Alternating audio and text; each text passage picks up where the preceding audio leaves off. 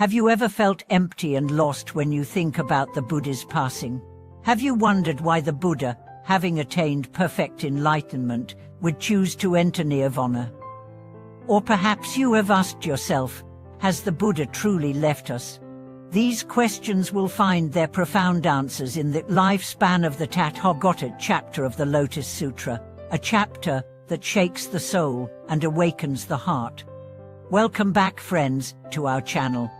Today we continue our deep journey into one of Buddhism's most important scriptures, the Lotus Sutra, focusing on the timeless wisdom revealed in the chapter about the Tathagata's lifespan. Through vivid storytelling and close attention to the experiences of practitioners, we will explore what the Buddha's passing away really means. Why did he choose to manifest nirvana?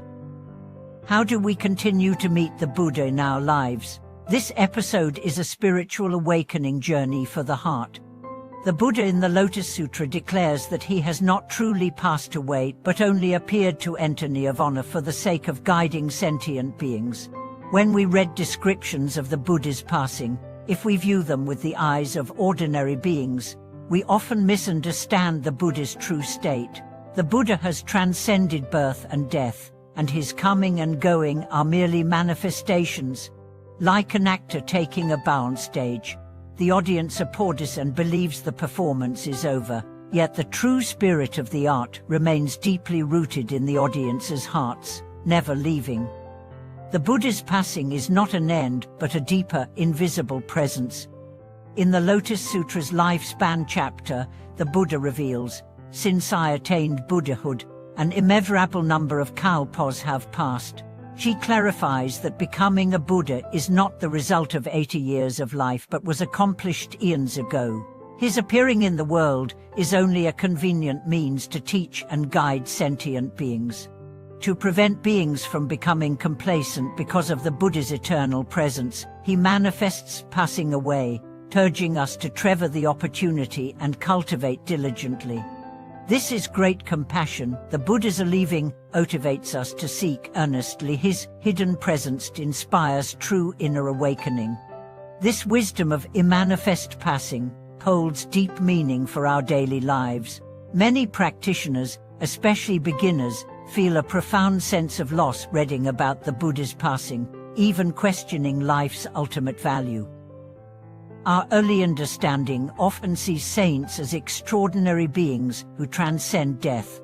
When even the Buddha dies, our hearts tremble. If even the Buddha disappears, what can we rely on? Yet, a deep study of the Lotus Sutra reveals the true Buddha is not confined to Shakyamunin's physical form, but pervades the 10 directions and 3 times, existing within every sentient being's innate Buddha nature. The Buddha has told us, all beings possess the Tathagata's wisdom and virtue, but because of false thoughts and attachments, they cannot realize it. In other words, we already are Buddhas, but our delusions veil the truth. The Buddha's manifest passing breaks our dependence on an external Buddha and guides us to turn inward to self-awareness, self-searching, and self-cultivation. The Buddha is not outside, he is present in every moment of thought and action. If you can be mindful, cease evil, do good, keep precepts, and cultivate wholesome causes, you walk the Buddha's original vow.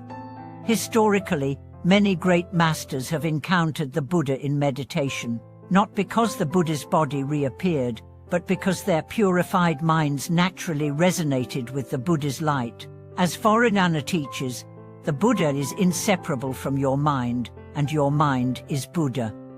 The Pure Land tradition also says, a single pure thought is the Buddha's land. This is no poetic metaphor but the reality of practice. Consider a modern example. A wise teacher after 3 years of retreat said, "The Buddha has not left me, nor have I left the Buddha." For him, every daily action, walking, sitting, thinking, contained the Buddha. The Buddha was present in morning chants, in offering meals, in silent observation. This non-dual state arose from constant awareness, not imagination or ritual. Have you ever experienced moments like that? Just before disaster struck, A clear inner voice urged you to leave. On the edge of emotional collapse, a comfort whispered it, "Do not act rashly." When exhausted from doing good, a mysterious strength told you, "Keep going." These are not illusions but responses from your inner Buddha, sensing you invisibly. The Buddha does not perish, only does not manifest. Is the deepest reassurance from the Lotus Sutra.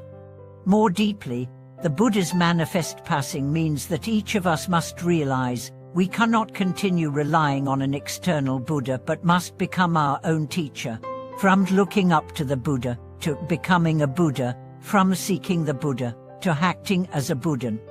This is the greatness of the Lotus Sutra. Other sutras emphasize faith and refuge, but the Lotus Sutra stresses awakening and responsibility. You are not merely a disciple but a future Buddha, not just a Sapalikanti but a Bodhisattva in action. Like Shakyamuni Buddha's time, true disciples awakened by their own effort. Buddha only pointed the way. Now, with the Buddha's passing, the responsibility fully rests on us. Can you maintain awareness in an age when the Buddha's form is hidden? Can you keep your vow without physical Buddha to see? Can you continue cultivation and compassion without miracles? This is the challenge and gift of the Lotus Sutra. Thank you so much for watching this video. If you found this reflection inspiring, please share your thoughts and experiences in the comments. Don't forget to subscribe and like to support our channel. May we all awaken to the ever-present Buddha within.